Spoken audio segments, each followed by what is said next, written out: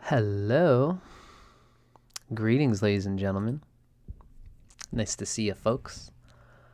Looks like we're looking pretty live at 5 here. Thank you all for joining me. My name is Dustin Cormier. I knew something was going to happen here. And this is another episode of How to Rock Astrology. Today's episode in particular, we're going to be discussing the one and only, it's in here somewhere, Purva Phalguni, which is lorded over by Aryaman, the masculine solar Aditya. Welcome. Nice to see you, everybody. This is a live podcast as usual, so if anybody feels like saying hello, asking any questions, making any comments that you'd like to make, please feel free. Hopefully my microphone's okay. Looks like we're good. This is a part of our 27 Nakshatra series, through which I've been describing my practice as a tropical Vedic astrologer. We use 12 tropical rashis or signs overlaid on the 27 sidereal nakshatras. If anybody knows what that's all about, there's a difference between the fixed stars and the movable signs, although some people will flip that around, say the signs are what's fixed and the stars are movable. Depends on your perspective. But I am a tropical Vedic astrologer, so I don't use sidereal signs. If you like, you can check out my sidereal tropical video series for more information on that. And it's a pleasure to be talking to you guys today. So today we're going to be discussing essentially the nature of the nakshatra of Purva Phalguni. Phalguni. Still getting my pronunciation right. We're going to describe it through a certain ancient text, and we're going to describe the nature of that text. It's the Taittiriya Brahmana. And at the very end, we're going to get another author's opinion on the nature of the nakshatra, the native of someone with any emphasis of Purva Phalguni as a nakshatra. Most times, an emphasis is usually, the biggest emphasis is having the moon in a nakshatra. That is the sole character of a person. That is the essence of a person's thinking and nature, although the ascendant in a nakshatra also is a key energy. It's a huge key element to everything that they do in their lives. But somebody can also have loaded planets. They can have a stellium in a nakshatra, and that will represent a huge energy signature of the nakshatra. So for those who have a significant emphasis of Purva Phalguni, this video is going to be describing Purva Phalguni native. So let's start to scratch into things here. First of all, this is a quick little rendition of the understanding of tropical astrology overlaid on the sidereal nakshatras. There's an old Indian story where Vishnu comes to this demon of the ego.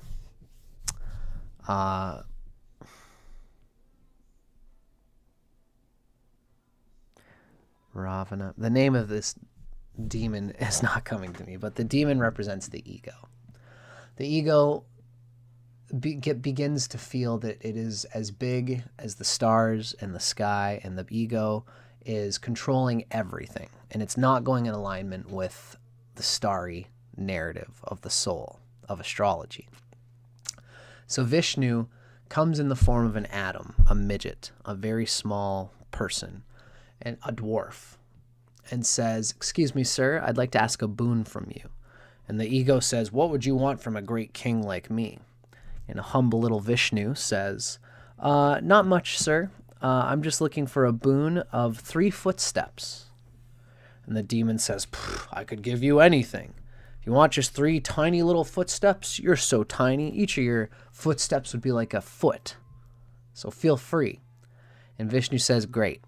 And with his first step, his size grows to take the whole span of deep space, and that's the stars, that's the nakshatras. With his second step, he takes local space, which is the local space created by the Earth revolving around the sun, and that is the tropical zodiac. And with his third step, he looks to step somewhere, and the demon, recognizing Vishnu, is humbled and says, you know what, Vishnu, you can step on my head. And that third space represents the geomantic space, the Earth spinning around. It's on its own axis to create the houses. So there's the nakshatras, there's the 27 nakshatras, there's the 12 zodiac signs, and then there's the houses, right? So part of the intention of this series is to convey the pure essence or nature of the nakshatras as they are, without necessarily making a connection to the signs that they're in. This is, in my opinion, one of the troubles that has happened with the traditional Vedic tradition of sidereal astrology. And again, you can watch my intro video. I guess I don't have a slide for it, but I have an intro video at the beginning of this series on my YouTube channel. And if you check out that intro video, you'll be able to see the guts of what we're about to get into. I give it in short thrift in every video just so people can get a sense of what's happening. Hello, IC. Nice to see ya. Thanks for hanging out with us today. But this is the nature of this series, is to describe the nakshatra without the sign association. I'm going to explain a bit of that in a moment. Now, the most authentic and undistorted literature we have available on the nakshatras comes from the Taittiriya Brahmana. This is a commentary on the Krishna Yajurveda and is considered to be a continuation of it. So this is part of the Vedic era consciousness that the Taittiriya Brahmana comes from. And this is in this whole series, we've been reading these sutras. Purva Phalguni has a sutra that relates to Aryaman. So this is where these sutras are coming from, is the Taittiriya Brahmana. Now, what's the deal here? Why are we using it specifically from this text? Why don't we just talk about there's so much literature out there on the nakshatras. When you go through the Indian tradition, there's a lot of books you can read. Kamala Sutton has some great literature on it. I think Sam Jeppy has lots of good literature on it. And just in general, there's so much hash that has been made from each of the nakshatras. But when you read, remember, I'm a tropical astrologer. When you read a lot of the information about certain nakshatras, you'll learn that many of the authors will assume that a nakshatra is married to the nature of the sign, because the sidereal people believe the stars and the signs are fixed together. They're married together. So Ashwini is always at 0 degrees Aries. Bharani, I think, is regarded as being in Aries for the sidereal people, whereas for us tropical astrologers, Bharani falls into Taurus. Even Purva Phalguni is probably still very strongly connected with Leo in the sidereal understanding of things. Whereas in tropical, Purva Phalguni has fallen into basically Virgo. So it stands to reason that since the tropical zodiac revolves in a 24,000-year cycle around the stars are not married to the nakshatras. So when we read in the literature that a nakshatra quality has the quality of Leo when it's not fully attached to Leo, we have to question whether the literature about the nakshatras has been distorted through the sidereal tradition. So that's the big one here. Now, and I should say, for those watching who are sidereal users, you can still get information out of this video. You're essentially going to learn the nature of the nakshatra without any sign association. It's the pure essence of the nakshatra, coming from a text that was written before horoscopes were even a thing. And I'll explain that here. The nature of the distortion which the nakshatras have gone through is twofold. Number one is incorrect zodiac associations with a certain zodiac sign. So it's the sidereal connection has caused distortion to the original authentic 27 Vedic nakshatras. As well, there's also associations with the Vimshottari Lord. It's the planet that rules the first dasha period when the moon falls in that nakshatra. So, for example, for Phalguni, we can probably find it here. Let's see. Purva Phalguni is right. The ancient appellation is Venus.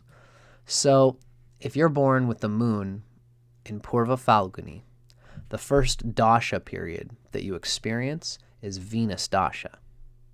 It begins in the Venus dasha. So this is why much association has been given to Purva Phalguni with Venus. You know, there's even the marriage concept that Purva Phalguni relates with. And what I want people to consider is that Vimshottari and the dasha system, when we're talking about mahadashas and stuff like that, that is a function of horoscope astrology. And the natal horoscope astrology, Vimshottari probably wasn't created or made into an idea until like 500 BC at best, probably close to 0 BC, 0 AD, maybe even into the, the new millennium. That's when people started thinking about horoscopes, and it's probably when people were thinking of the dashas and Vimshottari. But this text from the Taittiriya Brahmana, well, this text that is the Taittiriya Brahmana, the Taittiriya Brahmana existed probably around 2000 BC. The Taittiriya Brahmana was much older than horoscope astrology. So if we say that a nakshatra has the quality of Venus because of something that has to do with horoscope astrology, that means that that was a writer who assumed that the nakshatra has the quality of Venus probably about 500 BC, 0 AD, probably even into the medieval ages. But the sutras we're reading from are probably written around 2000 BC. This is way before horoscope astrology, because the nakshatras existed way before the zodiac did in Vedic literature. So that's why we're trying to get the pure essence of these nakshatras. That's what's happening in this video series. So, this is the stuff. Now, here is the next section of our video. We are going to take a quick peek. This is the placements of the nakshatras. Now, there is debate amongst this here. I'm not even exactly sure if this is the Ayanamsha of Ernst that I'm fully using right now. This is Ernst Dhruva Galactic Center with Mula Ayanamsha. And this is with Dhruva being the conditioner of the equatorial longitude. It's a hard thing to explain, but Vic Dicara pretty much uses Lahiri Ayanamsha pasted on top of the tropical signs. What's interesting about Vic's thing is that he follows the classic thing where each of the signs are exactly 13 degrees and 20 minutes of arc. Whereas Ernst has this different, as you can see, you're going to notice that with Ernst's thing, it's not all the nakshatras are not the same length, at least not with this Ayanamsha. For example, in Kritika, we see that both of these guys are almost at the same place. For Vic, Kritika begins at 20 degrees 47 minutes of Taurus. For Ernst, Kritika begins at 19 degrees of Taurus, pretty much 20 degrees of Taurus. So they're pretty much close to 20. But when you look at the midway, at Magha for Vic, Magha starts at 24 degrees of Leo, whereas Magha begins for Ernst at 16 degrees. It's an 8-degree difference. Unfortunately, for Purva Phalguni, this is part of the zodiac that also has this wide gap. So Vic says that Purva Phalguni starts at about 7 degrees, 7.5 degrees of Virgo. Ernst says that Purva Phalguni begins at about 0 degrees of Virgo. So if your moon or ascendant or any planet falls between 0 degrees Virgo and 7 degrees Virgo, then it could be Purva Phalguni. But it could also be Magha, as we can see on Vic's diagram. The only ones we know for sure are going to have Purva Phalguni energy is if your planet falls between 7 degrees of 7.5 degrees of Virgo and about 14.5 degrees of Virgo. Between 7 degrees and 14 degrees of Virgo, you are likely going to have your planet in Purva Phalguni, because that's the middle space between both of these things. Once it gets to 14 degrees Virgo, you got to question if Ernst's thing is correct and the possibility that your planet's actually in Uttara Phalguni. So in today's time, as I often say, we are astrologers conveying for ourselves what is the scientific basis and rationale and experience of these nakshatras. So we don't know which of these two are exactly correct. I'm eventually going to do videos with Ernst and Vic and talk with them about what's the Sinamsha thing all about. Why are they so different? Until then, it's up to us to read our charts, read the charts of our friends, look when the moon is at the perfect point, see the nature of the nakshatra, and then decide, maybe, if you've got a friend who has the moon at, 2 degrees of Virgo, you'll be able to decide, does this person have the nakshatra of the moon in Magha or is it in Purva Phalguni? This is why we're doing these videos, so that we can get a sense of these and work these things out.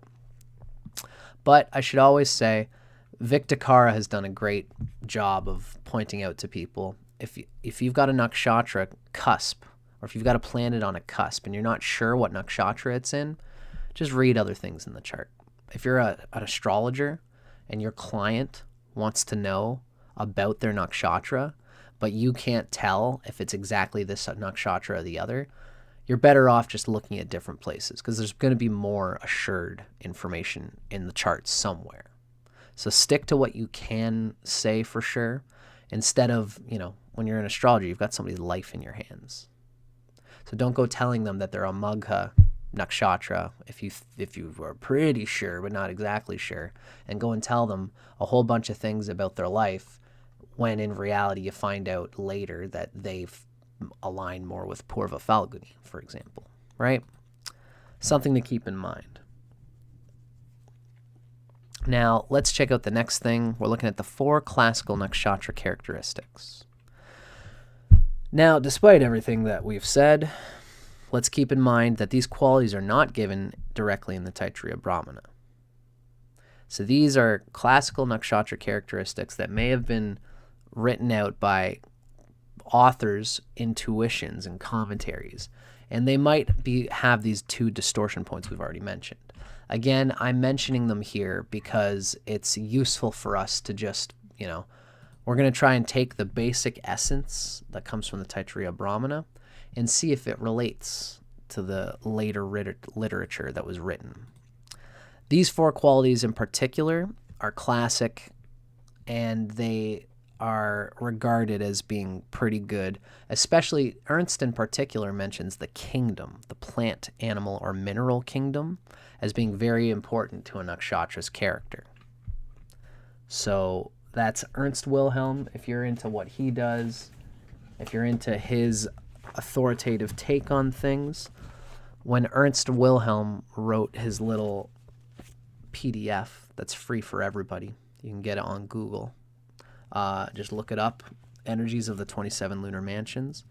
We're going to read from this later for our nakshatra here today. And in that little book, Ernst mentions that the kingdom, the animal, plant, and mineral, that the jiva, mula, and dhatu energy is very important for a nakshatra. As for the others, it's still interesting for us to digest and think about. Now, these are the 27 nakshatras that are considered, of the 27, these are the ones that are ugra. It's fierce and severe.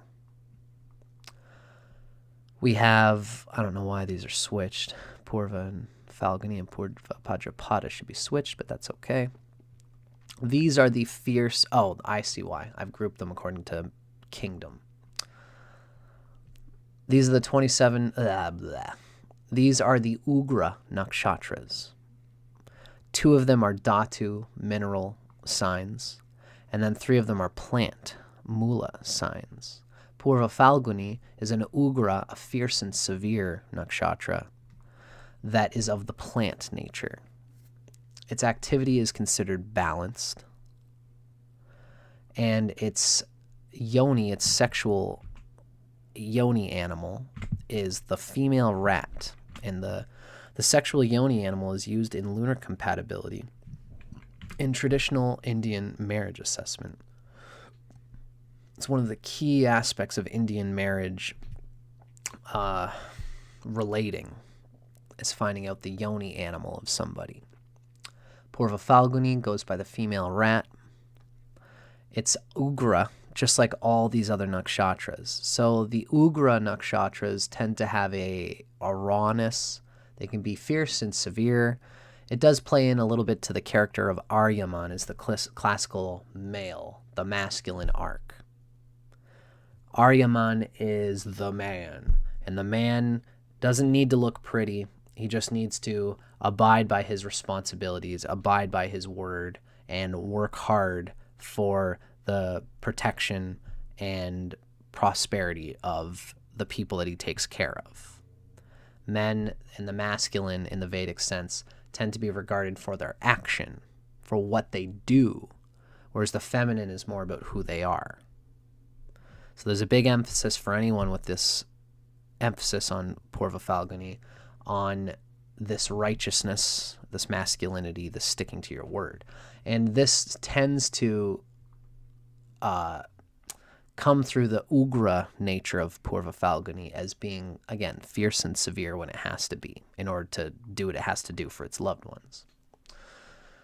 Now, it's interesting that Purva Phalguni is the plant, the Mula energy.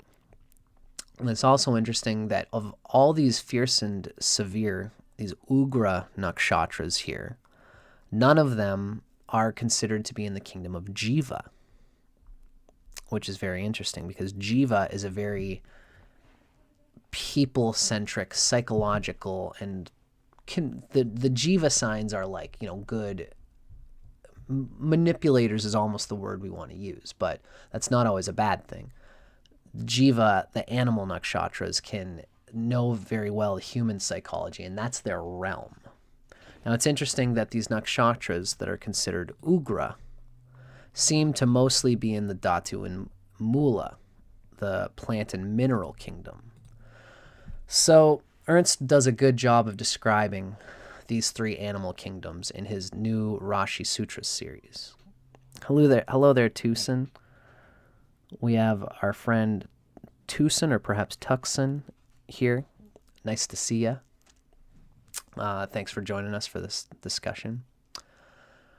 Ernst Wilhelm defines and describes the character of the 3 animal kingdoms through a similarity with the qualities, the triplicities of the zodiac.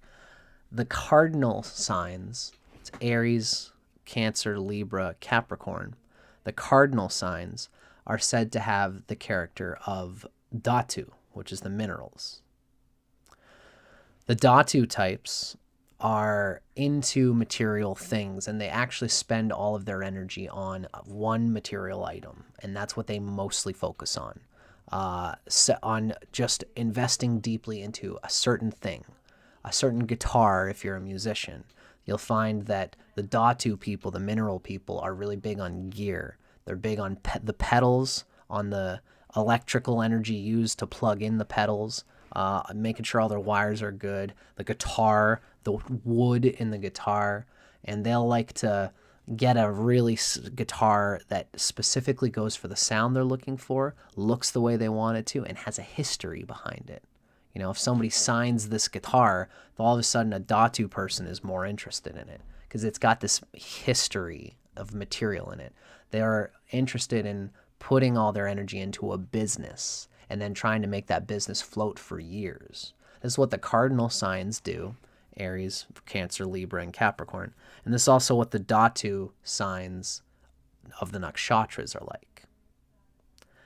Now, Mula is the plant nakshatras. They're in between the mineral world and the jiva, the animal or human world. The plants are in the middle. The plants tend to help each other. Plants are area of effect spellcasters. They tend to help each other. They help the Datu people and they help the jiva people. The plants are the ones that are in between, that are fueling everybody. They're very special nakshatras. They're very resourceful. They're very good at connections between people, being a network connector for, they're also interested in the businesses. So these could be like investors who know various types of businesses in one realm and the people who are putting them up. And they'll connect these people in this motorcycle trade with these people who are into creating lawnmowers, for example.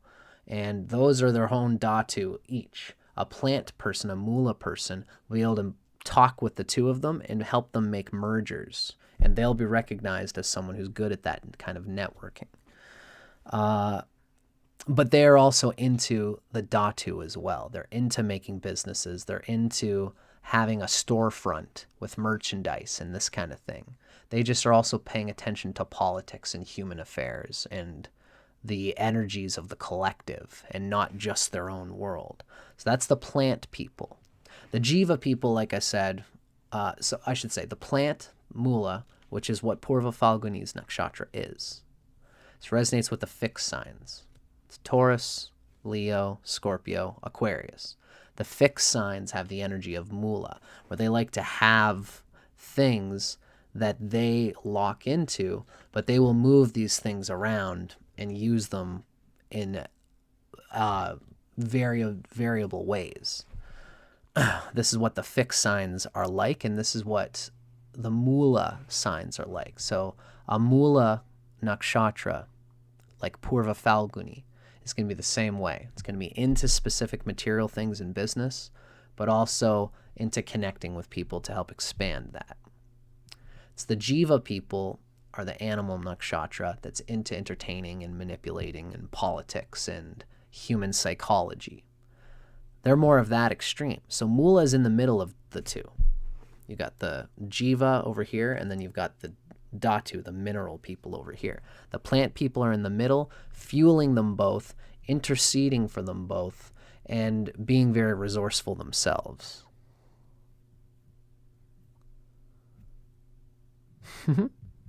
Our friend Emily says that she chatted with a squirrel today, which would be the animal kingdom. Very nice. So this is the nakshatra nature of Purva Phalguni is Mula. It's something very interesting, and it's something that I'm probably going to be making videos about at some point. Now this leads us to the sutra structure of the Taittiriya Brahmana. Now let's start getting into it.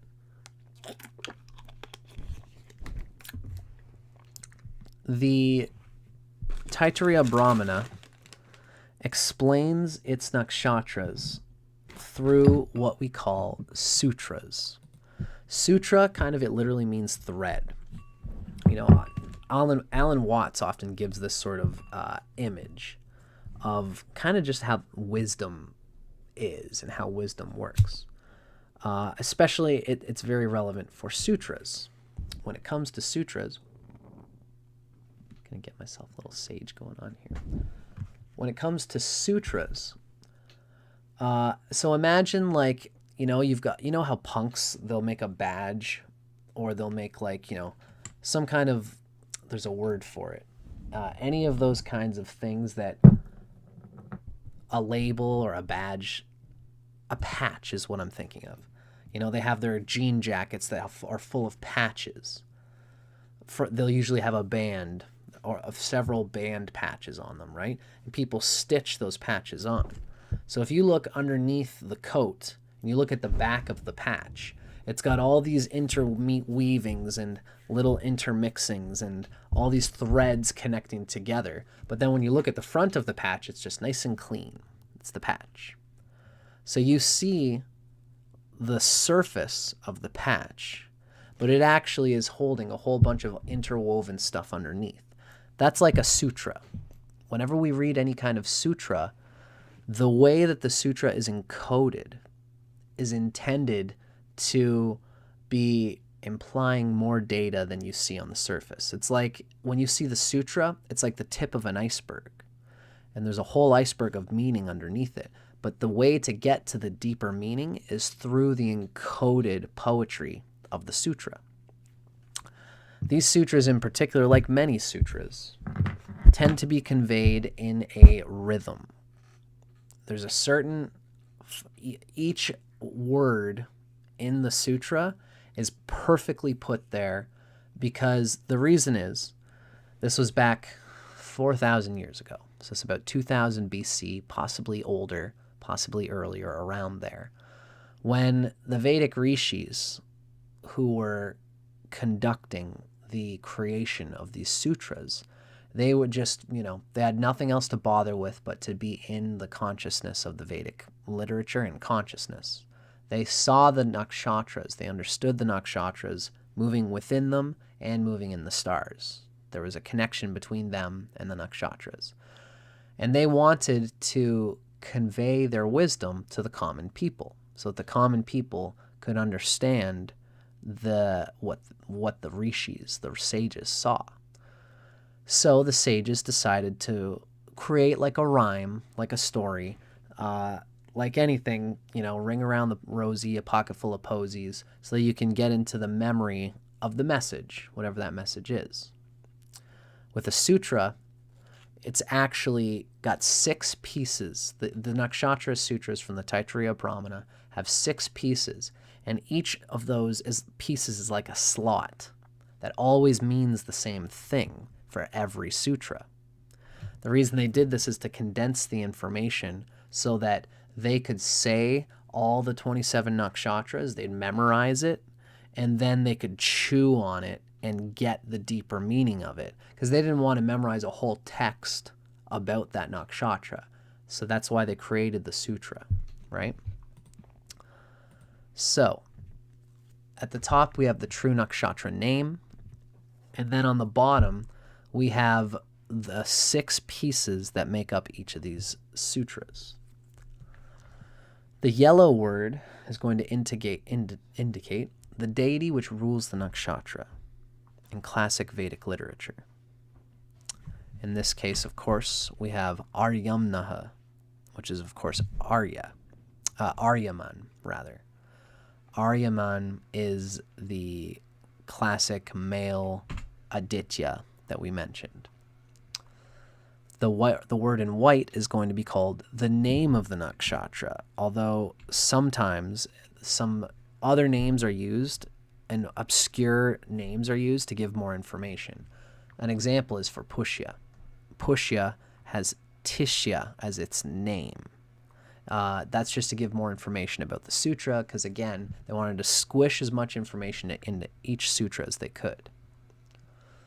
Now, the yellow word is what's called the padastat. Pada meaning above. It's what's needed for the nakshatra to function properly. So that's why we call it the foundation from above, because the nakshatra energy is as if it's coming from our head downward. So the yellow word is going to be the foundation from above, the padastat, what's needed.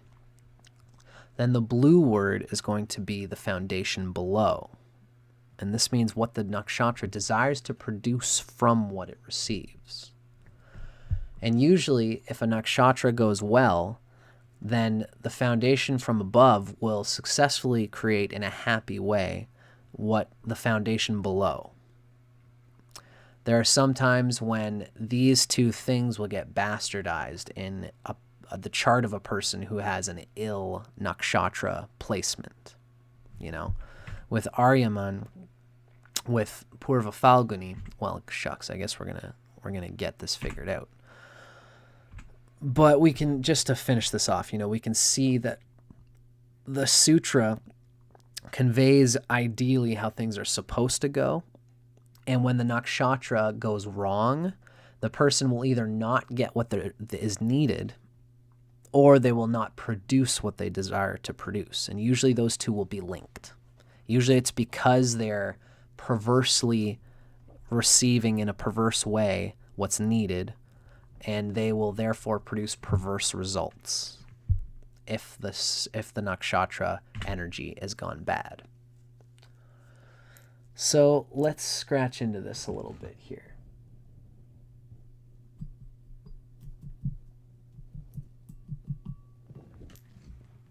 Here we have our nakshatra series, the actual Nakshatra Sutra itself. So let's get into it. For those interested, Vic Dicara actually has a new series, his latest series on the nakshatras, where he does a better rendition than I can of the actual Sanskrit. And I recommend it if you want to hear the actual Sanskrit sutra in a clear way. But I've been getting into it and I enjoyed doing it. So we're going to do it together here in the spirit of how the nakshatras were typically taught. Let's get into the sound. This is the Nakshatra Sutra of Purva Phalguni. Aryam Purve Phalguni Jaya Parastat Rishabho Vastat. We can see it when there's a dot at the bottom of the H. That means that there's a H sound specifically at the end of a word. And the same thing when there's one in front of an R. There's a R. It's an I sound that's in between there. And as well, a dot on the bottom of an S is going to have an S, a sh sound to it. Not a sharp sh, like sh, like shoot. You know, that would be like a sharp one. But it's almost a slippery S sound. Sh. There's lots of these little Sanskrit sort of rules that you kind of learn as you go along. Aryam Purve Phalguni Jaya Parastat Rishabho Vastat. Aryam Purve Phalguni Jaya Parastat Rishabho Vastat. There is kind of like a lyrical, a melodic rhythm to it too, at least the way Vic Dicara describes it. So this is our sutra. Now let's start digging into the meaning of this sutra. First thing we're going to do is we're going to do a little reading from that text I mentioned, created by Ernst Wilhelm. This is the energies of the 27 lunar mansions. And this is, of course, reading Ernst's translation of this Nakshatra Sutra that we've just heard coming from the Taittiriya Brahmana. So,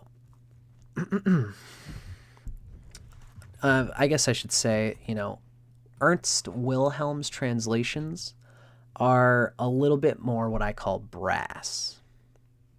It's very, like, he doesn't transliterate it in a way that, you know, extends itself into English sense. There's a syntactical, like, each word is syntactically like its own individuated fragment. It's broken up. So it doesn't flow like a sentence that's necessarily supposed to make sense, but this is the enigmatic nature of a sutra. where you want to get it as close to the literal meaning of the symbol of each word as possible. And then you kind of let your brain soak in what the symbol means. Ernst takes this tack very strongly in his translations. When we read from Vic Dicara, we're going to see that Vic kind of breaks things down a little bit. Vic breaks the sutra down in a way that is more relatable in a way. But what I will say is that, in my opinion, Vic Dicara has done more work on the Nakshatra Sutras. Vic Dicara has spent more time decoding the sutra in an English way that can be understood flowingly while still keeping to the essence of the nakshatra. Ernst Wilhelm, not to put him down, but Ernst is just focused on other things. Ernst hasn't done much on the nakshatras since doing this little pamphlet, whereas Vic Dicara has written a whole book since then.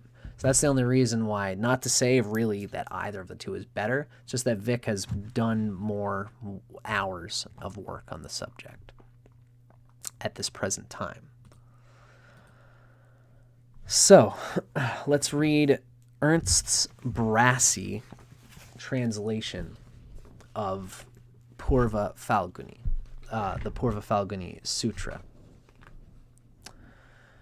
Now, what we read is Aryamnaha means it's of Aryaman. It's of the close friend. Aryaman is the close friend, the companion. And it's an Aditya, which is one of the solar deities that represents Sattva, it represents the Devas. It is the solar aspect of our consciousness.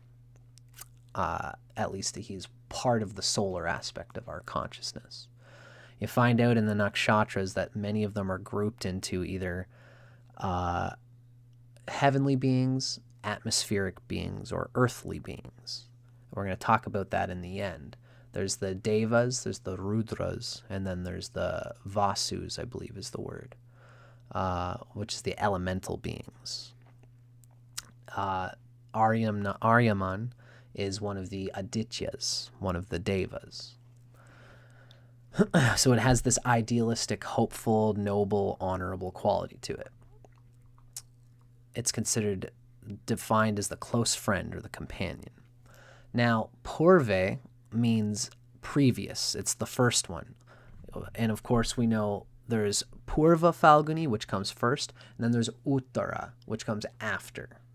There's Uttara Phalguni. That's the later one. That's the one that comes later. Purve, how you memorize is Purve, or sounds like previous, right? Purve Phalguni is the previous Phalguni, the first one. Phalguni itself is translated as reddish, which is very interesting that the Phalgunis have this red tone, especially because, as we're going to kind of describe, the Phalgunis host the marriage of the sun and the moon. And this is an important thread that is tied very deeply and intrinsically into the narrative of the whole nakshatras. I'm going to be explaining that pretty soon.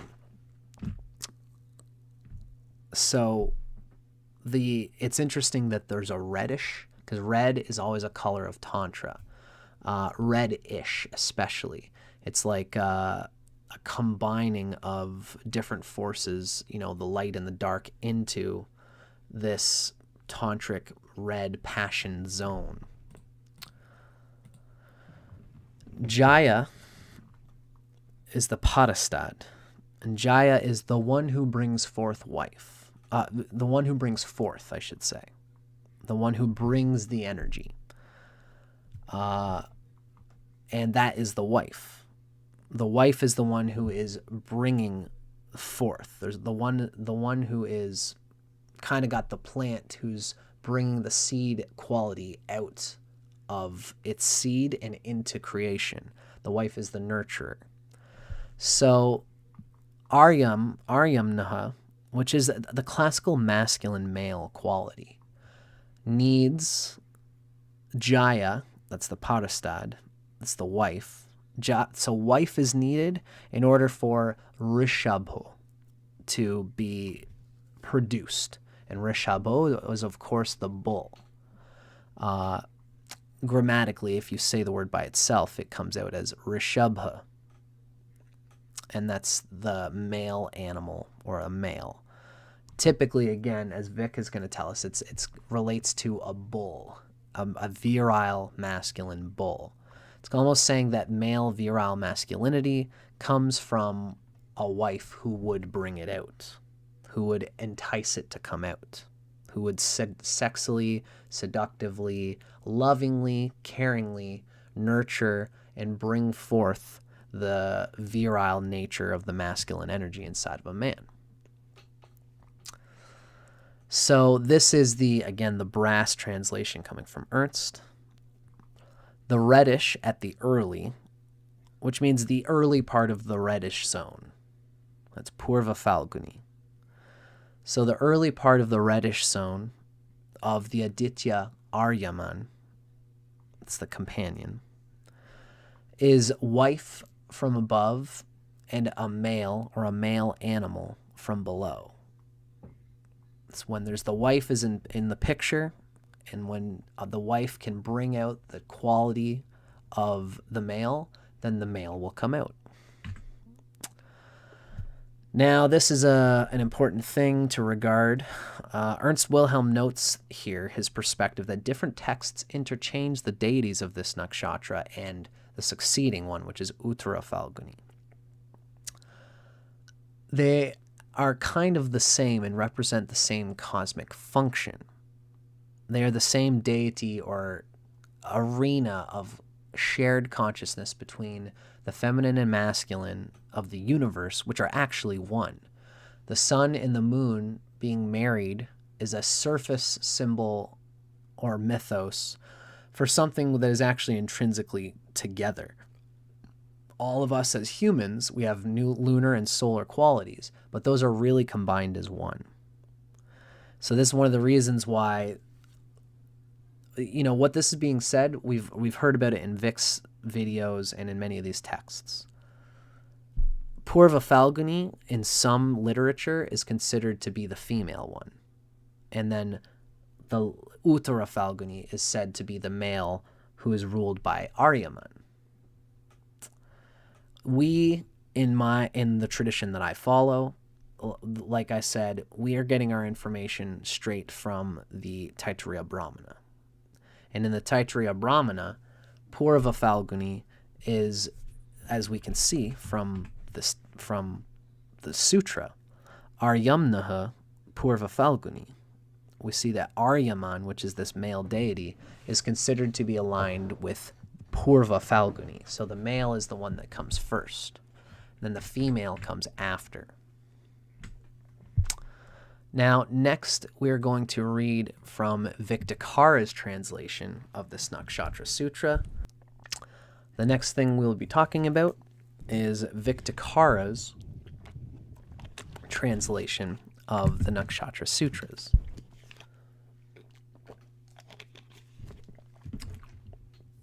So, as I said, Vic Dicara kind of breaks these things down in a way that has a little bit more, like he's really digested and dissolved the essence of this nakshatra down to its depth. And this is including not only the translation of the words, but also the whole narrative context of Purva Phalguni and Uttara Phalguni being the place of marriage between the sun and the moon, and having this male quality in the Purva Phalguni interacting with the female quality of the next nakshatra. So, Vic gives us these translations. Aryamna means the trustworthy male. Phalguni is a fruit giver. So there's the first part of the fruit giver, Purva Phalguni, and then there's the second part of the fruit giver, which is Uttara Phalguni.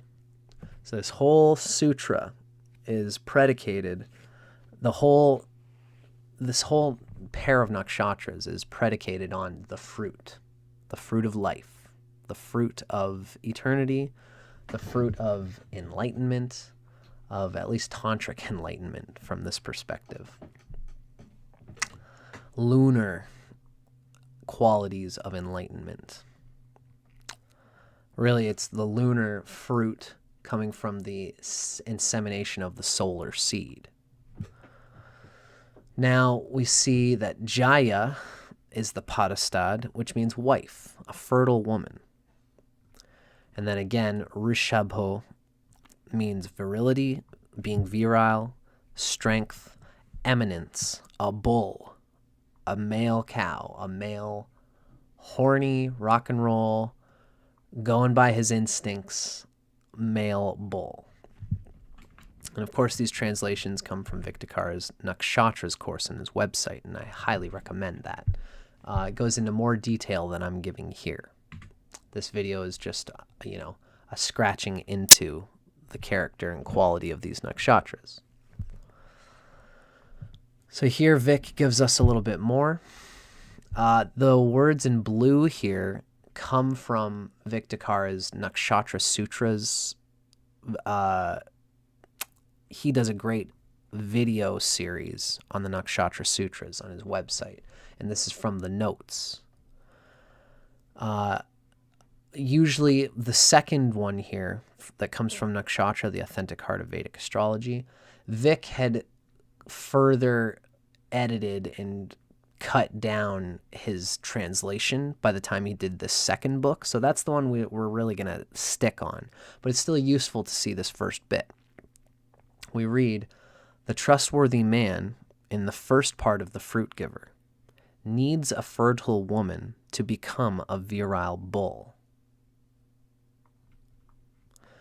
And of course, the second, more broken down translation, we read, "The affectionate man approaching the fruit giver," approaching is Purve. "The affectionate man approaching the fruit giver needs a wife to produce his manliness, for his manliness." Right? They're saying the same thing. This is just a little bit more concise. And we can really see the nature of this Phalguni here as being a depiction of male and female energy and how they would typically be conveyed. And it's interesting that the Vedas are always so firm about their conducting these ideas. These days, male and female are four-letter words that people have almost lost the track of what they exactly are and what they mean. Vic Dicara is big on the Vedic culture being a staple in how to understand firmly the nature of these genders. Now, this is a note that I've written. You can find it in the description. This is a little bit more of what we've already talked about. The Phalgunis together represent the arena for the all-important marriage of Soma Raj, the king moon, which carries the Pitriyana, the lunar genetic soul, the Jivatman. So this is the biological genetic data. This is your father and your father's father and your father's father's father, your ancestors, which is very different from the sun's daughter, Surya Savitri, who carries the Devayana. That's the Atman, that's the spiritual soul. So there's the biological lineage, and then there's your Atman, your past lives, your soul lineage. These two come together metaphorically in the Phalgunis, and that's what these nakshatras represent. Now, the marriage dowries are equipped by celestial oxen under Magha, and this is where the Pitris, the paternal ancestors, live. Magha, as we've explained in our previous nakshatra, hold the Pitris. That's, again, those ancestors. And it's the Soma goes through Magha and then is carried to the Phalgunis. Somaraj, the moon, the husband, interestingly, lives in the Phalgunis. So Surya Savitri, the sun's daughter, which is the soul, is carried on the oxen of Magha, the ancestors, to the Phalgunis, where life in the fruit is born. So this is an important conjoining nakshatra for activities that are scattered throughout the nakshatra narrative inside of all of us. It's pretty concise there.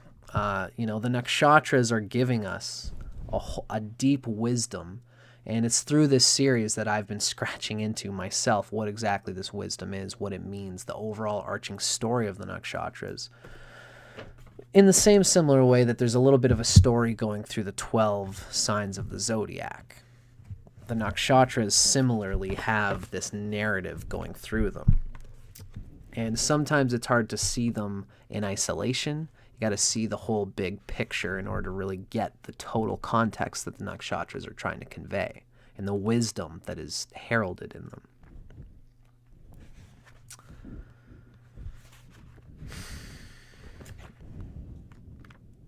Now, something I have not checked like I would have wanted to was to see if these nakshatras, yeah.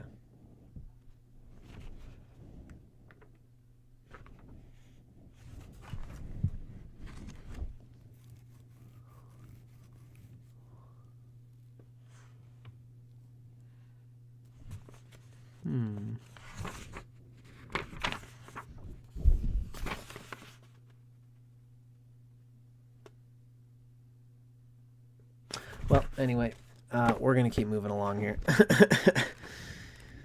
You guys are being patient, and you shouldn't have to be patient on a video. So the next thing that we're going to be reading about and talking about is continuing our reading of Purva Phalguni. We are going to now move through Vic Dicara's depiction of the energies of Purva Phalguni Nakshatra. First, he's going to explain a little bit more about the sutra and the meaning of the words in the sutra from his book, Nakshatra, The Authentic Heart of Vedic Astrology. That's our boy Vic Dicara.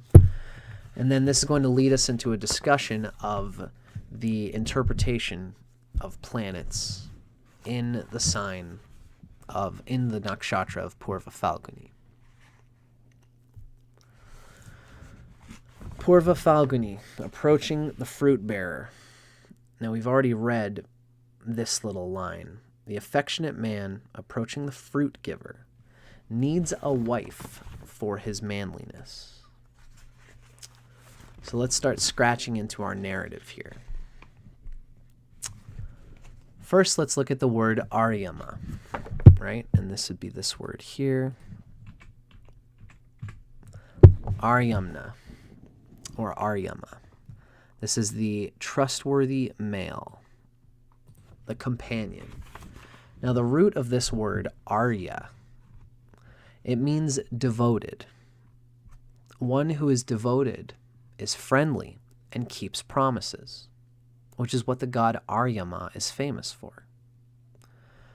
The word Arya is really just based on the root word, on the root ri. It's like an R with a little dot on the bottom. And this really means outgoing. This is someone who is outgoing, forward, and forthcoming about their feelings. That's what Arya is. Arya is someone outgoing, forward, and forthcoming about their feelings. Now, the Taittiriya Brahmana consistently describes Aryaman as the deity who possesses Purva Phalguni and gives Uttara Phalguni to bhaga. And this is reversing the conventional order, as we've said, that we found in the Rig Veda. This is done intentionally to keep masculine symbolism with Purva Phalguni, because Aryaman is the one who's outgoing and masculine. And the feminine symbolism goes to Uttara, which is ruled by bhaga, which is attractive. So bhaga is the one over there attracting, and Aryaman, Purva Phalguni, is the one being attracted. It's the male that's going towards that attraction point, the object. Now, Vic gives us a little bit of a clarifying footnote here, or a footnote anyway. And he says, I do not know why the Rig Veda does not have the gods in this order, nor why Rig Veda's order became standardized, and the Taittiriya Brahmana's order became the minority view. But Vic does suggest that since Taittiriya explains the symbolism of nakshatras, Astrologers should use its version. The Rig Veda is more concerned with timing ceremonies correctly. So priests and those who conduct the Soma Yagna ceremony and other such important Vedic Yagna ceremonies, priests should probably stick with the Rig Veda's version, because there's probably some reason as to why things were carried out in the Rig Veda as such. It's cognitive dissonance, not a big deal, but reality. Welcome to the world of learning to understand Vedic mythos, ancient Vedic mythos, in a modern context. Oftentimes there are things that we just don't know for sure. But that's why we're here doing these videos, doing the best we can to keep it together. Now, our second word, of course, this is Purva Phalguni, right? We know that Purve means, well, Purva would be the word by itself. And this word means previous or earlier, first. So, like, remember, it relates to the word previous, Purva.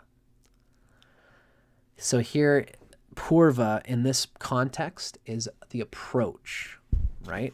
The Aryaman is approaching Purve. It's approaching the Phalguni, the giving of fruit. Phalguni itself actually just means fruit. Rather, phal, P-H-A-L, means fruit. This can indicate offspring as well as results and success. Now, Phalguni signifies an entity who can produce fruit. The guni is something that is producing phal. So, this word often describes females for obvious reasons. Now, being named fruit bearer, Phalguni, shows that the nakshatra is concerned with creativity and procreation. The first part, Purva, is particularly connected with the masculine component of creativity. And the second, Uttara, is considered to relate to the feminine.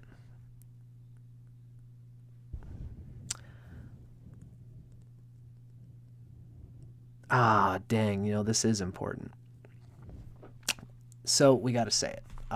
This is a footnote that I missed out on, and I'm going to say it now. When we were talking about how Purva Phalguni relates with Aryaman, and the next nakshatra is going to be Uttara Phalguni, and that's going to relate with bhaga. Now, this is a nakshatra that's considered one of the large constellations that span 2 nakshatra segments. The first segment, for all these, there's basically 3 of them. There's Purva Phalguni, there's Uttara Phalguni. There's Purva Ashada, there's Uttara Ashada. There's Purva Bhadrapada, there's Uttara Bhadrapada. I think those are the main 3 large constellations. Now, with the large constellations that span 2 nakshatra segments, the first segment, Purva, is always more masculine, and the second segment, Uttara, is always more feminine. Being first signifies being outgoing and inceptive. This is a masculine trait. Coming later signifies patience and endurance. And these are feminine traits. So accordingly, every Purva nakshatra has a manly ugra nature. It's power and force. So let's just do a quick little look once again at our nakshatra qualities here. Right? We see that these are the fierce and severe nakshatras, the ugra nakshatras. And we'll note that all 3 of the Purva nakshatras are here. Purva Bhadrapada, Purva Phalguni, and Purva Ashada. Right? Every Purva nakshatra has a manly, ugra nature. It's power and force. While the Uttara Nakshatras, I could probably find my thing on it here. Let's see. The Uttara Nakshatras have the feminine quality of Dhruva. And we could see that here with the three Uttara Nakshatras, as well as Rohini here. Also has the fixed or permanent Dhruva quality. It's considered to be a feminine nature that relates with patience and endurance.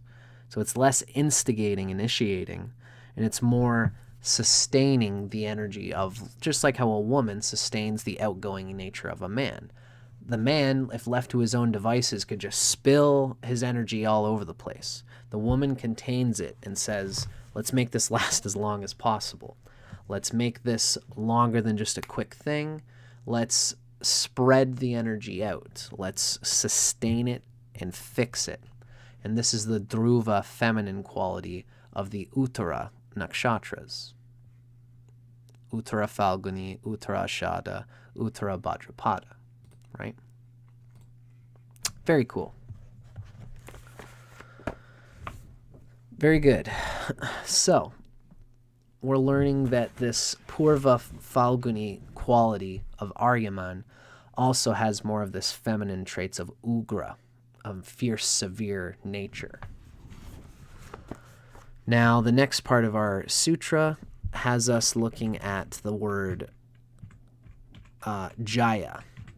And Jaya means, again, the wife, the one who is the fertile woman. Jaya, much like the word Phalguni, the word Jaya describes someone or something capable of bringing things into being. That's Ja. J with an A and an underline or an overline on top of it. That's what Ja is. Someone capable or something, someone or something capable of bringing things into being. When women function in their procreative role as wives, for example, they can be described as Jaya, as she who brings forth. So this is the fertile woman who's bringing and encouraging and seducing the energy of the man outward. Now, and this is what's needed. This is what is supposed to be, this is what is the parastat. This is the woman's energy, that sustaining energy is needed in order for the man to bring out the deepest roots of his virile bull-like energy. So if there is Jaya, if there is a woman who has this goddess-like power and capacity and confidence to bring out the best in the man, a woman like that is the Jaya that's needed. And what it will produce is Rishabha. Now, this is just like Aryama. The word Rishabha is based on the root Ri, or Rish. And both of these really mean outgoing or forthcoming. So Rish, like as in Rishabha. Rishabha denotes males, the classically more outgoing gender. Just as the female genitals go inward, the male bird comes out of the body. The bird is the word. People and animals who are very manly and outgoing tend to be called Rishabha. Now, Vic gives us a cool little footnote here because you guys might be wondering the same thing I am, is the connection here with the word Rishi. The word Rishi, it's a R with a dot on the bottom, an S with a dot on the bottom, and I, Rishi. This is a word commonly translated as seer or sage. And this may be from a different root, which is drish, and that's to see.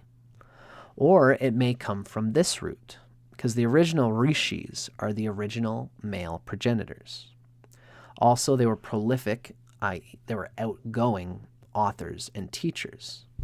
So that's a cool little footnote. Vic is saying that Rishabha might have a connection to the word Rishi, the old seer, who would be an outgoing male energy in a way. But I think Vic is also getting us to consider that Rishis might be something beyond this masculine-feminine polarity, as the seer, coming from the root drish, which is to see. Hello, Avanti. It's a pleasure to have you here, and I'm glad for you to be joining us and enjoying this conversation about Purva Phalguni. I always appreciate anybody who hangs out with me live, especially someone like you, Avanti, who is always here hanging out, as well as everybody here. So, very often, the word Rishabha is used for bulls to describe a male cow. It's a classical symbol of virile masculinity. So, the summary of everything we've read from this book on the Nakshatra Sutra is that men are assertive and powerful, but they need the padistat that they need. They need women to help them realize their full potential, and that's the avastat, the rishabho. A bull symbolizes the powerful man, rishabha, and a field symbolizes the fruitful woman, jaya. The bull tills the field, and that combination causes crops to grow.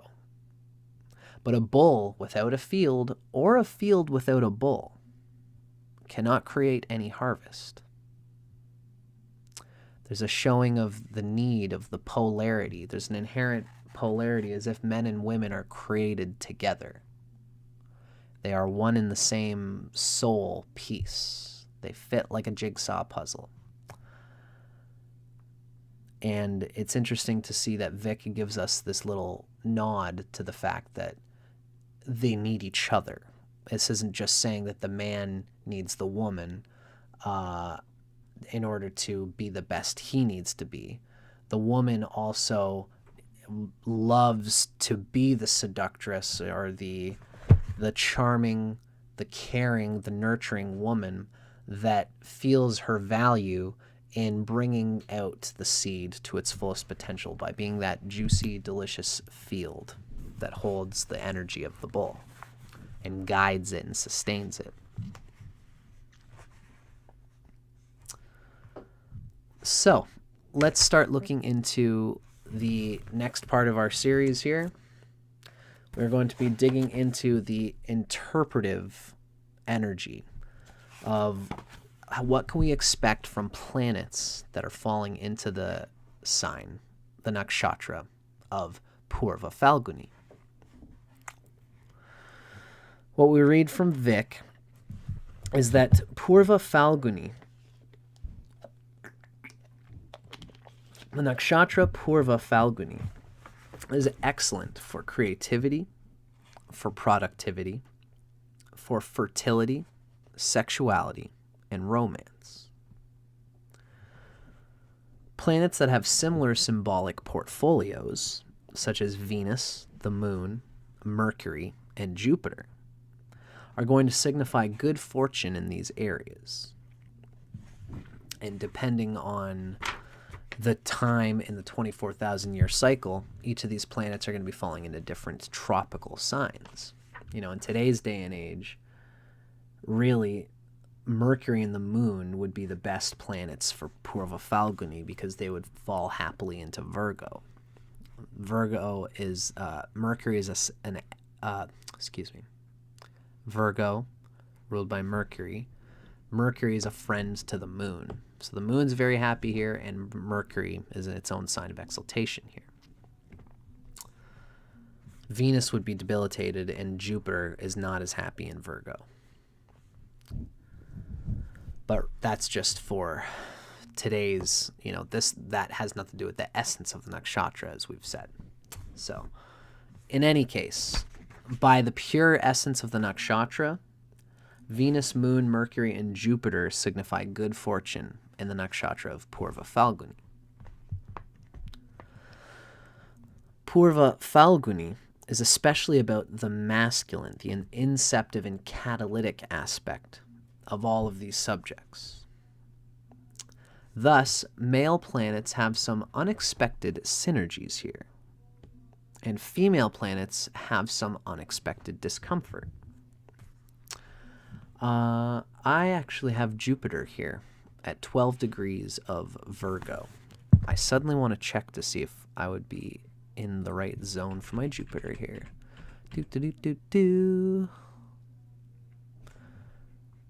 Yeah, I'm right in that warm spot. My Jupiter is, by Ernst's regard, at 12 degrees Virgo. It's considered Purva Phalguni. And by Vic Dicara's regard, my Jupiter is considered Purva Phalguni. Very interesting. It's make no wonder that I'm so interested in this stuff, in connections and human connections and bonding and marriage. And, you know, I sometimes think that I should eventually become a relationship astrologer. I've just been focusing on the individual soul all this time, but I feel that coming along. So it's interesting to read that the male planets, Sun, Mars, and Jupiter in particular, are going to have an easier time in Purva Phalguni. Male planets are not known as being romantic or relationship-oriented, but when they occupy Purva Phalguni, they signify a romantic attitude that is brave, outgoing, catalytic, and assertive, like Aryaman himself. So it's especially Mars, Sun, and Jupiter in this nakshatra. Now, the female planets, that's Venus and the Moon, although they do signify creative and artistic talent, this can indicate a confusion in the dynamics of courtship, a sort of rather lack of romantic bravery, a desire to be pursued rather than to initiate pursuit. Especially when present in men, this limits the number of romantic engagements without damaging the ability to be intimate and expressive of love in those intimate relationships. So this is essentially saying men with Venus or the Moon in Purva Phalguni might have a little bit of a desire to have like a magnetic aura that seduces and brings people towards them on one part of their consciousness, but the other part of their consciousness feels like I should be going and initiating. But it's like they know that they should, but they don't. And there's an embarrassment and insecurity that can kind of come from that. That's Venus and the Moon in Purva Phalguni for a man. But Vic notes that this can limit their number of romantic arrangements and engagements in their life. They kind of date maybe less girls than the typical bull who's really running the field out there as that typical male energy, the pesky male that's going to jump around and feel out what it can. This is a man who has Venus or Moon in Purva Phalguni who limits his romantic engagements, but this does not damage their ability to be intimate and expressive in love in those intimate relationships. We're going to read the planets that have a little bit more difficulty with that. But so far as Sun, Mars, and Jupiter go, it's ideal in Purva Phalguni, especially for men, but also for women. Women who have Sun or Mars or Jupiter. I'm going to say it again. Women who have Sun, Mars, and Jupiter in the sign of Purva Phalguni will likely find themselves having a natural instinct of bringing out the male in the males that they want to seek. And they can even psychically instigate a man who would do those things. Because a Jupiter is a woman's husband. So a woman with Jupiter in Purva Phalguni is going to align themselves. They're like a target, and they're going to that's energetically out there for the type of man that would come and bring this noble Phalguni energy to the woman. So a woman will attract a man who has that alignment. And she might even do a little bit of things herself to initiate. But she'll do it in a way that fits her femininity, because that's what happens when the proper male arrangement in a male nakshatra is happening in a woman's sign. She's going to make the male energy happen properly, if that makes sense.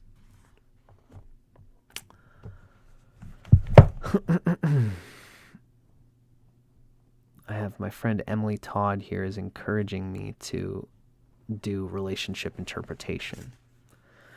I will say to you, Emily, if I'm reading it correctly, there's a heart in my way. That's so annoying. But I do individual chart readings, Emily. If anybody watching this is interested in doing a chart reading, you can reach out to me at astrology@dustincormier.net. You can probably find it in my description box, where you can email me to do a personal reading. And eventually, maybe by the time later in years, if you're watching this, maybe I'll be doing relationship astrology too. Now, Mercury in the Phalgunis is different from these other planets. It's a little bit more neutral. What we read is that Mercury in either of the Phalgunis, it suggests less romantic passion and more platonic affection. A sort of capacity to be very deeply friendly and loving, and to have this sort of energy and play with friends and with platonic connections, which can be beautiful in its own way. Now, the nodes and Saturn signify unusual creativity and sexual outlooks. Ketu in Purva Phalguni actually tends towards an asexuality. And, this isn't written, but using my intuition, what I would convey with Ketu being in Purva Phalguni is asexuality. Vic has given us a great deep clue as to that nature. Ketu is almost considered to be a lagna, a rising sign in its own way. And then Rahu is like the seventh house that brings the evolutionary integration. Ketu can tend to be so much of itself that it almost ruins the energy of where it is. You're so much that Ketu energy that you're almost sick of it and don't even care about it. So Ketu in Purva Phalguni suggests someone who still needs to abide by the energy of marriage, of bonding, of connecting, but it's almost something that the Ketu person is doing to get it out of the way. It's likely someone who will probably get married, might get married early, and might not really have their full heart in it until their Ketu matures. Then they can appreciate what they get.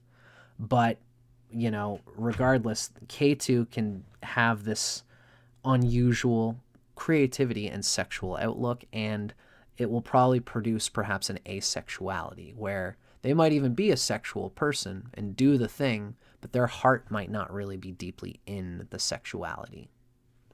And depending on Ketu's lord, which in this case would be Mercury for those in the tropical universe, where Mercury is going to convey how really well that energy goes on the surface, because Ketu looks beyond the surface. Ketu with Purva Phalguni could probably give a damn whether they make the marriage thing or not. But if a Mercury is well placed, they probably will, and they'll probably put in a decent amount of passion in it, but they'll be detached from it all at some deep level.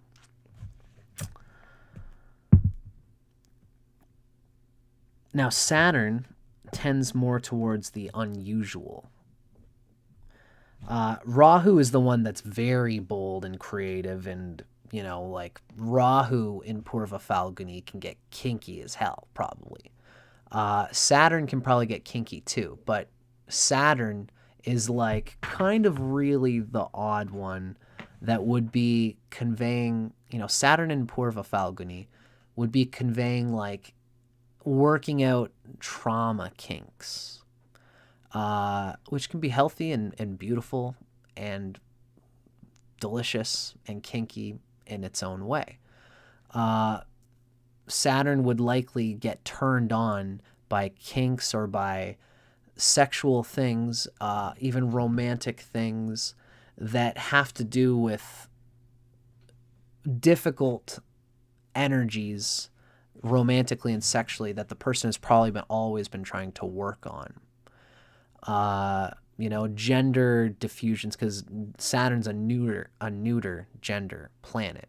So Saturn, being this growth and evolution promoting planet through the dark and difficult nature of Saturn, in this romantic masculine male energy nakshatra, can stop up that male energy but encourage the partner to bring it out of them, or encourage the partner to have their own masculine energy.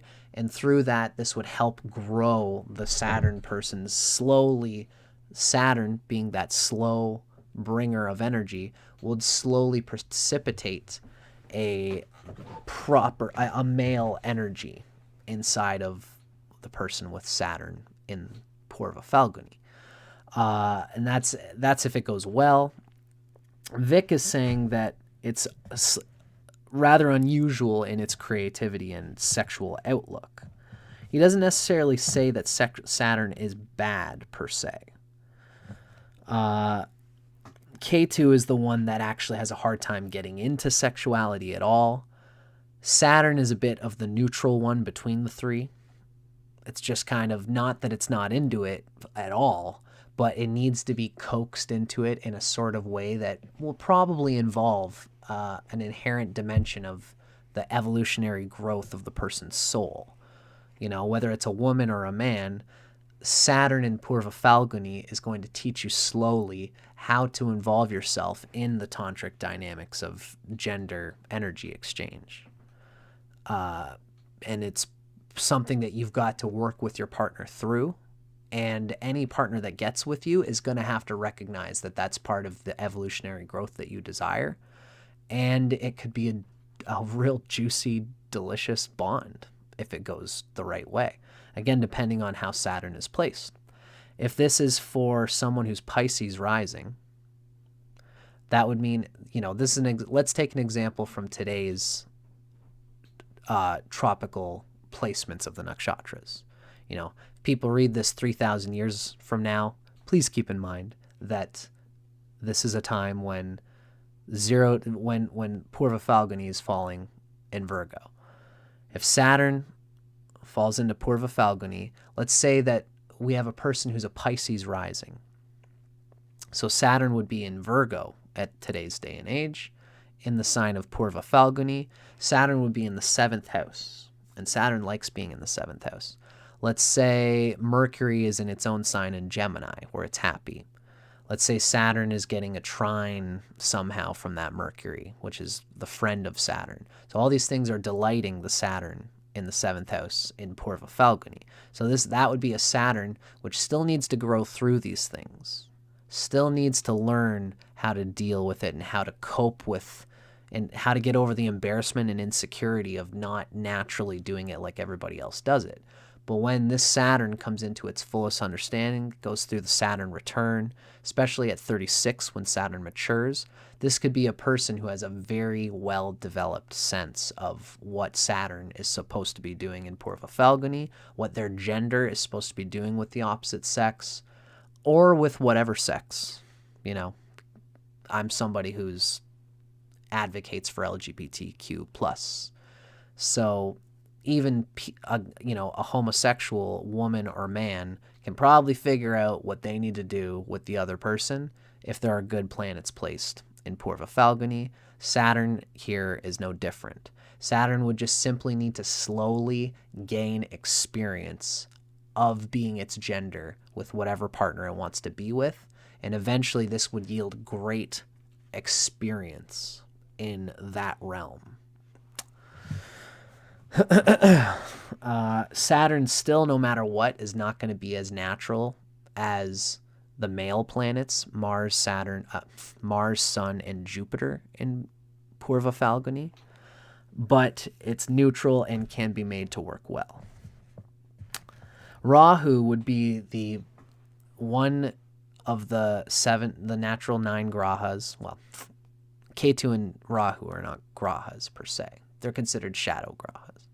So Rahu is the one which would bring out really bold, very creative, and romantic attitudes and behaviors. This is one it's a little bit like Pepe Le Pew, because Pepe Le Pew is a really good example of Rahu in Purva Phalguni, if you understand what I mean.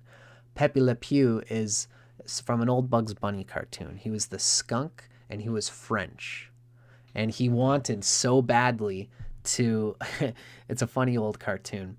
This female cat accidentally walks underneath something that has white paint on it. So she's a black cat. She gets a white stripe on her whole body.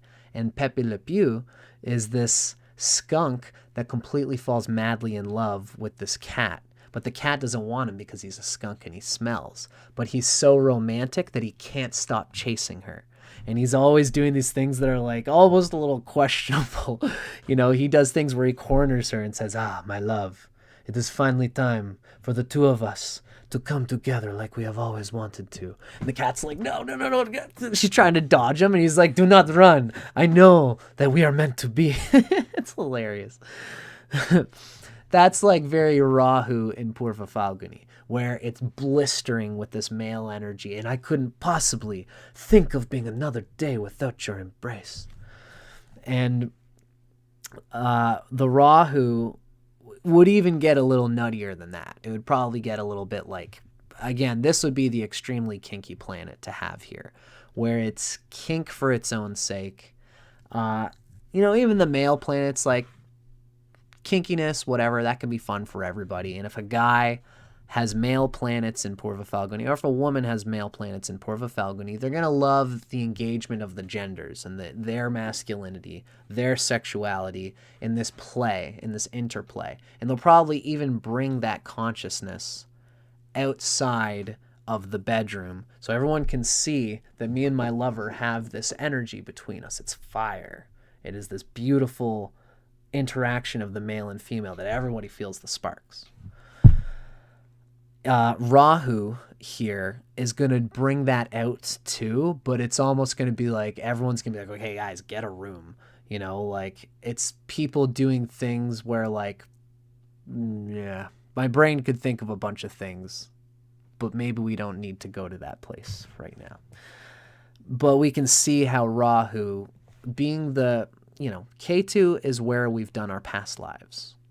It's where we've done a lot of the work. Rahu is the opposite of where we've done all that work. So Rahu has a deliciousness that where we're really deeply desiring to integrate ourselves into the sign and planets and nakshatra that are involved with Rahu. There's an evolutionary desire to move to that place. And because it's evolutionary, it has this burning quality. So Rahu can still work it out, especially if the Lord of Rahu, in this case in our day and age, it'd be in Virgo, which means Mercury would be the planetary, the dispositor. If Mercury is well placed, this would be a Rahu that's very playful and very engaging in the aspects of Purva Phalguni, almost to the point where it would probably get exhausting for them and their partners.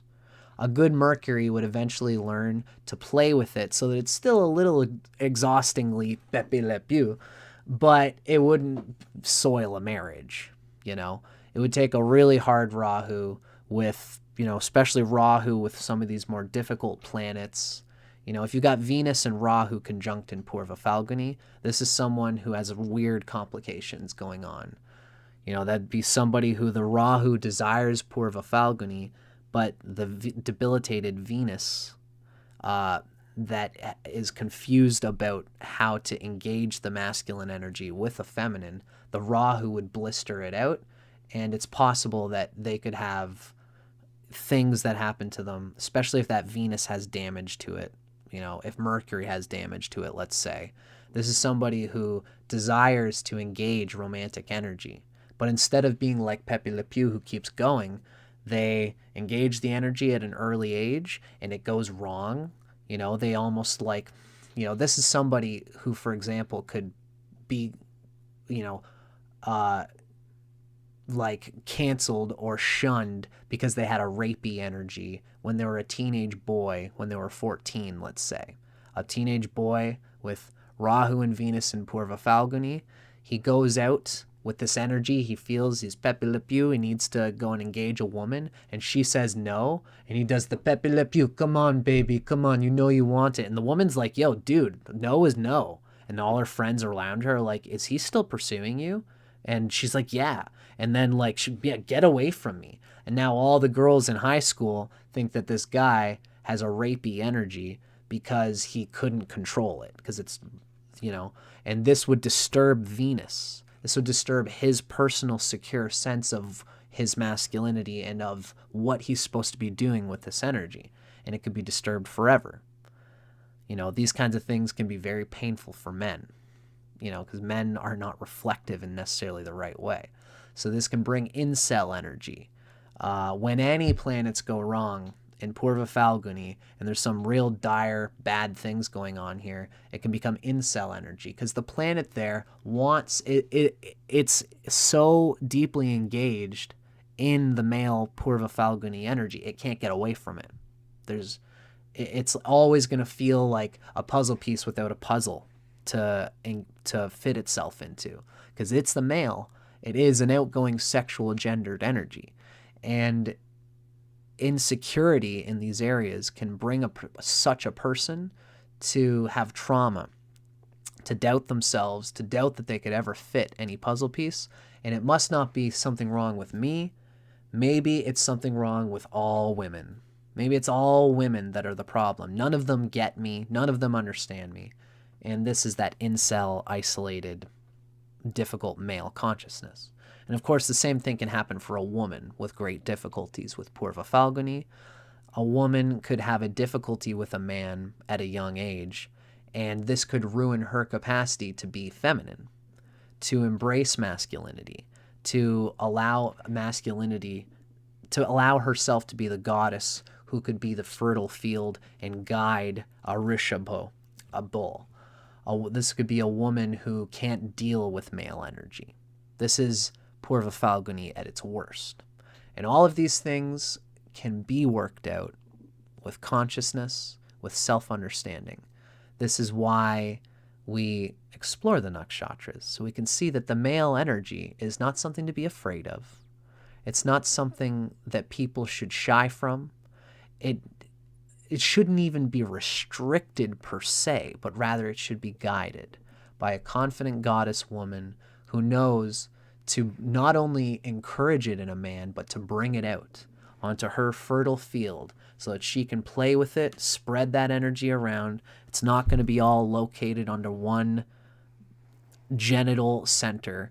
The woman will wisely spread the man's energy all around so that both of them feel the energy not just located in one genital center, but is flushed throughout the whole body so that the energy of that male virility can be enjoyed by both in a healthy, consensual way.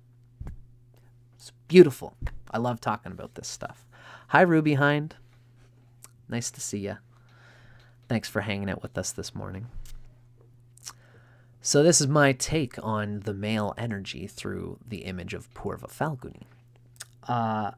And I hope that was a fair depiction. I hope I did Vic Dicara justice in saying, my interpretation of his words.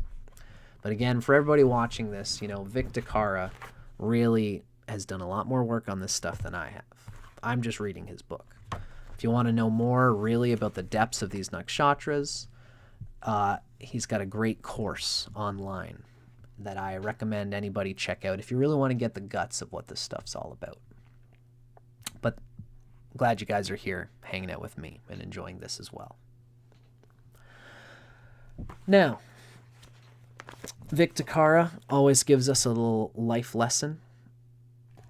This is a description of the lesson that is conveyed by the energies that we've learned and have heard described about Purva Phalguni, about masculinity, and about the solar aspect of energy that is inside of all of us and that has its marriage in the Phalgunis in the nakshatra narrative. So let's see what Vic says about the life lesson conveyed by Purva Phalguni. This sutra teaches men how to court women successfully. And thus it also teaches women what to look for in an ideal male mate. A male, ideally, in the strictest sense of what masculinity is at its essence. The male is outgoing and forthcoming, just like his genitals, the bird which stand out of the body. He must come before the woman, Purve, not expect her to come to him. And he must be forthright and outgoing about his feelings for her, Aryaman, so that she knows that his energy can continue and sustain and go forth and go onward. This is useful even for me to read. Because Aryaman is outgoing, he is expressive. Because he expresses affection, he is good. Being good means abiding by laws, his word, making promises and keeping them. This is also an essential lesson for initial courtship and long-term relationships as well. A male should express affection by making oaths and promises to the woman, which he will never break or fail to deliver. He makes his oaths and his promises, and by following through with them, he gets to show that he is responsible for his word. And a woman should evaluate a male mate on the basis of how well he delivers on his promises and his word, not the glitter of the promises themselves. That's a great point. And on a footnote, Vic reminds us that Aryaman's name is invoked whenever a promise or oath is made. So in ancient Indian times, in ancient Vedic times, somebody would say, I promise by the name of Aryaman that I will get this thing to you. I will bring you that jewel back. So far as Aryaman witnesses me, I will see through to my promise to you. It's like something that would be said in Vedic times. Not exactly in those words. That's just me shooting the shit. Now, of course, as well, Vic gives us also what we see as a supplication. It's a sort of a prayer that can be given to honor the energy of this nakshatra, and also to pray to bring its energy into our lives, because all of the nakshatras convey essential universal energies that are useful to all humans. So we read, masters of sex predominate the Phalguni. They are Aryaman, Varuna, and Mitra. Now, Vic gives us a footnote here. The inclusion of Varuna in this supplication is fascinating. I believe these supplications come from the Taittiriya Brahmana themselves. So the inclusion of Varuna here is fascinating. This reveals a compatibility and similarity between the Phalgunis and Varuna's nakshatras, which is, Varuna's nakshatra, which is Shatabhishak. And this kind of gives us the idea that Shatabhishak is also sensually passionate and sexually powerful, like the Phalgunis. So the masters of sex predominate the Phalguni. They are Aryaman, Varuna, and Mitra. May they bring us pleasures and prosperity, which all creatures seek for a happy life. The entire world knows them well. Everyone everywhere seeks their glance. The ever-youthful King Aryaman rejoices like a bull in Phalguni. The ever-youthful king of this masculine energy that lives inside and through all of us, men and women, but particularly men.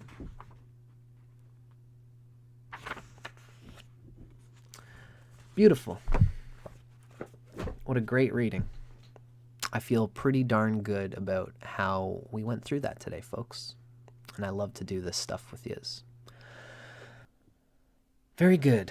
And I'm glad to have been able to share that with you all. Now, folks, we have one more reading to go through. This is coming from the divine forces of the Lunar Nakshatras as portrayed in the Vedas. We are going to discuss the Purva Phalguni and Uttara Phalguni native.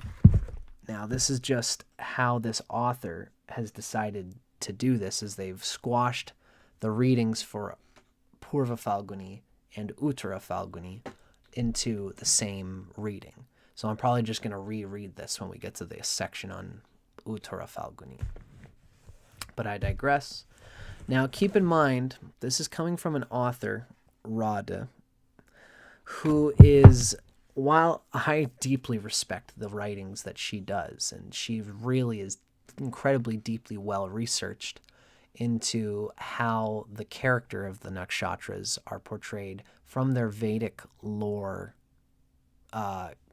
from the Vedic lore, from her research in all of the literature of the Vedas. This is still an author who abides by sidereal. She's a sidereal astrology practitioner. So there might be times when this particular author will blend her understanding of, for example, Purva Phalguni still being considered in the tail of Leo, or the mouth of Leo, rather, the beginning of Leo. Is that right? No, it'd be the tail end of Leo, going into Virgo. So there are times when this author might convey qualities to this nakshatra that are possibly carrying some of the distortion points that we've mentioned earlier in this video.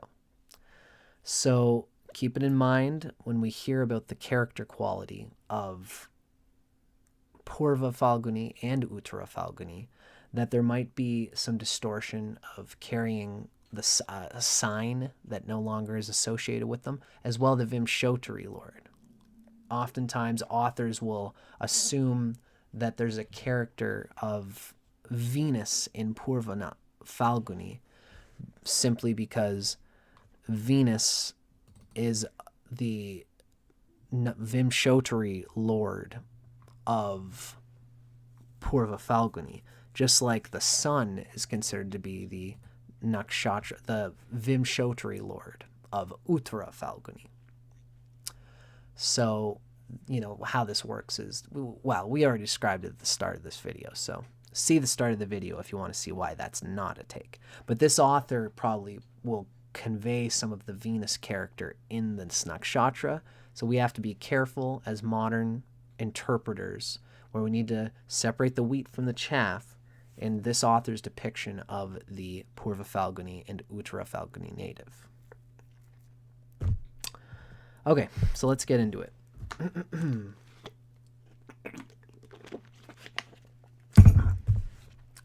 Aryaman and Bhaga, who are ruling devatas for the Phalgunis, they have many common roles and responsibilities. They share roles and responsibilities. And thus, this is also the case for the Purva and Uttara Phalguni natives. The Phalgunis are foremost noted as the marriage nakshatras of Surya and Soma, whose wedding ceremony is no doubt the most glitzy celebration in the history of Vedic literature.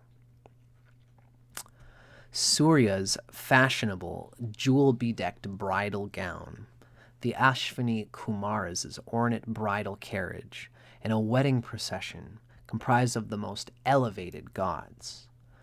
All of these things indicate the festive occasions that are part and parcel of the Phalguni native's life. The native of these nakshatras, by the way, when we say native, this would typically mean someone who has the ascendant in either of the Phalgunis or the moon in either of the Phalgunis. It's particularly the moon that is most often conveyed as the soul of the nakshatra, and that the person's moon in their nakshatra is a deep, it's possibly in some ways the most deepest signet of the nature of a person's soul, the character and narrative inside of a person's ongoing soul. But the ascendant also would play a huge part in the character quality of a person with the character of a nakshatra. So a native with ascendant or moon in either of the Phalgunis, their role in celebratory occasions spans a wide range of possibilities, depending upon the Phalguni planet in the terrain of the chart. Now, the author is telling us that the native may even plan big events. This is such as someone who has Mercury or Saturn in the Phalgunis.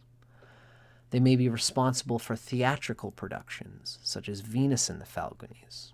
Or they might be a musician. That's Venus or the moon in the Phalgunis. They could be a performer, such as if they have Mercury or the moon in the Phalgunis. Or they might be a master of ceremonies. That's the sun in the Phalgunis, tends to take on that character.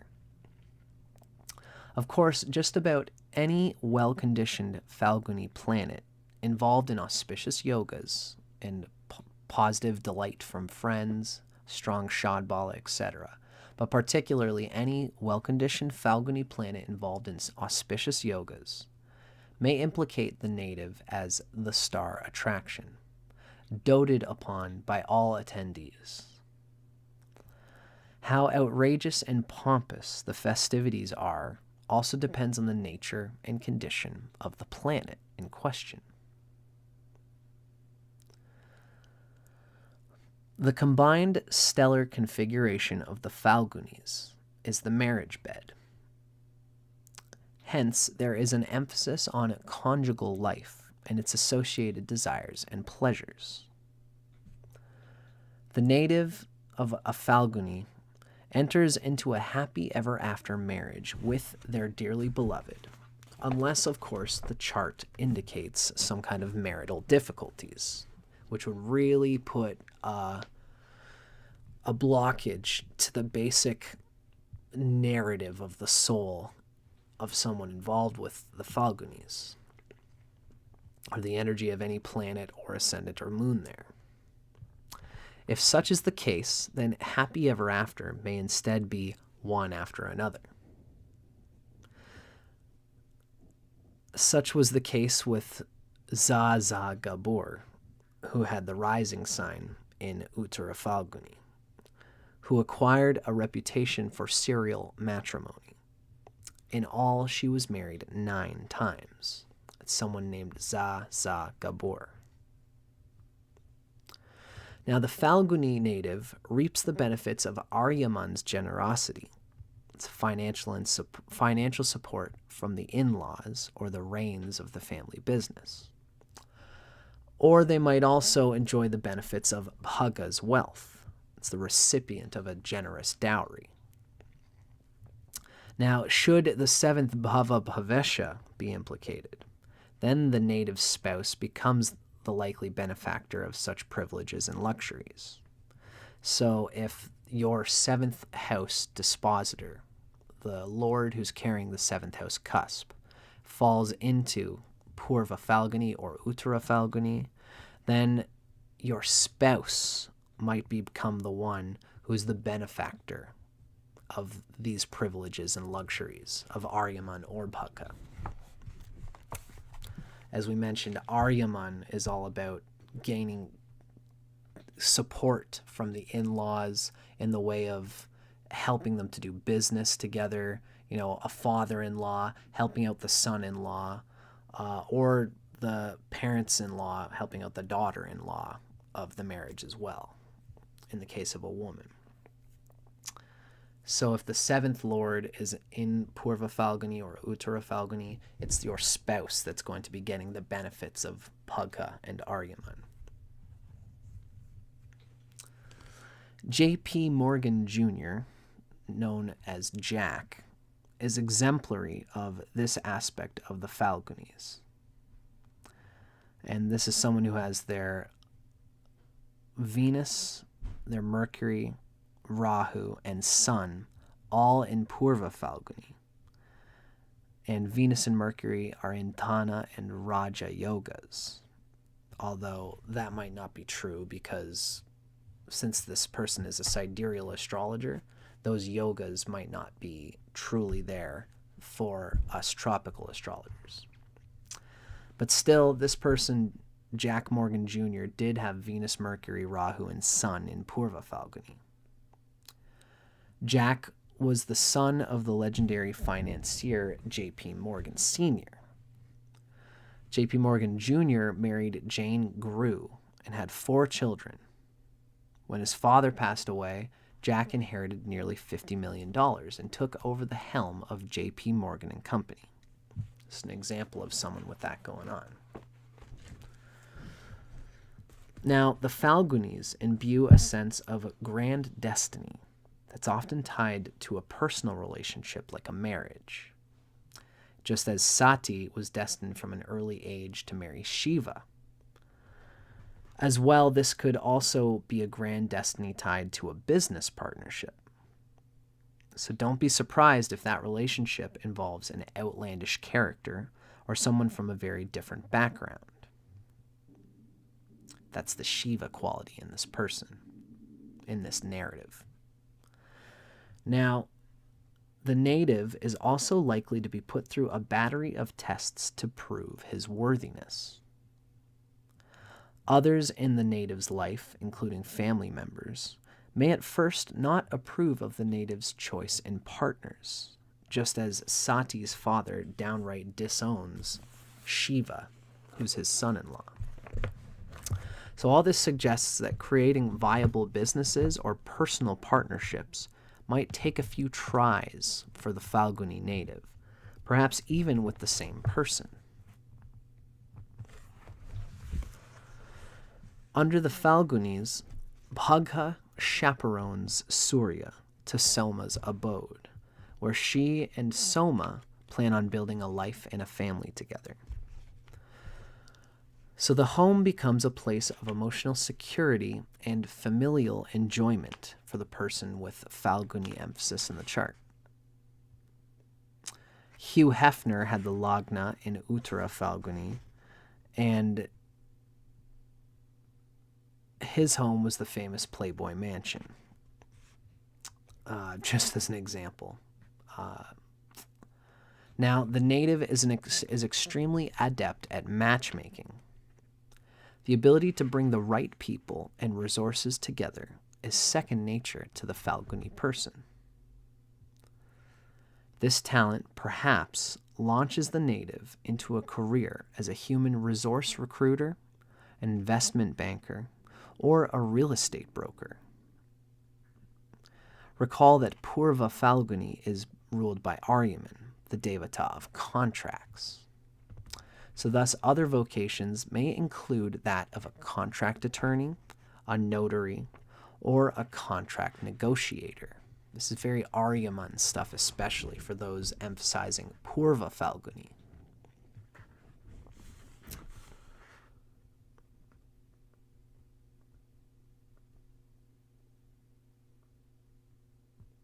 Now, unique to Uttara Phalguni is a peculiar attitude that develops towards money, especially when the nakshatra is afflicted.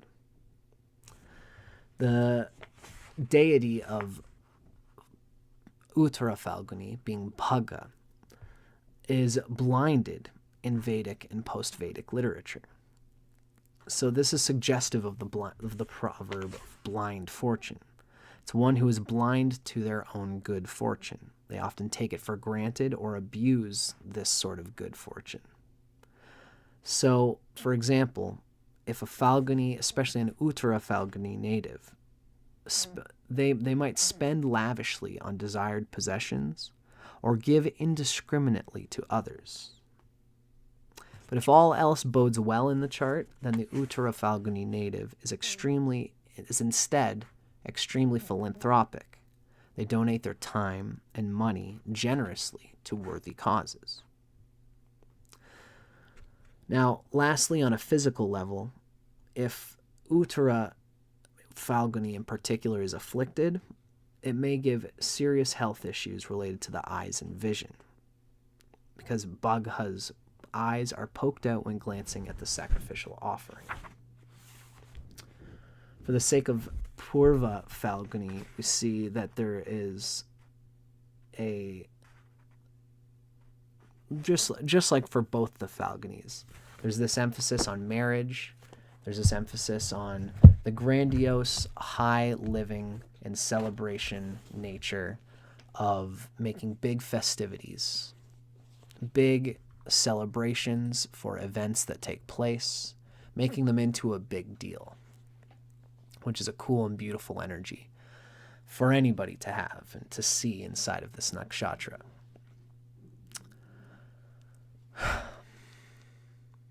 So, folks, that was the qualities of the native born in either of the Phalguni Nakshatras. And, of course, this is coming from the end of our Phalguni Nakshatra native video. I hope you enjoyed this. I hope you guys have enjoyed listening to me and going through this literature with me. The Phalgunis are very important, and I'm very happy to have sat through and absorbed the nature and quality of the Phalgunis as they relate to life and love and wisdom and spirit in general, and as they relate particularly as an astrological figure in Jyotish. I'm always very glad to share this stuff with you guys. I hope you guys enjoy it. Let me know if you do. Let me know in the comments if you had a good time hanging out and listening. I'm Dustin Cormier. This has been another episode of How to Rock Astrology. Stay tuned. I'm writing a book right now about all my experiences in love and psychedelia and mysticism. That'll be coming out at some point. And eventually I'll be writing astrology books too. We've got more videos coming out.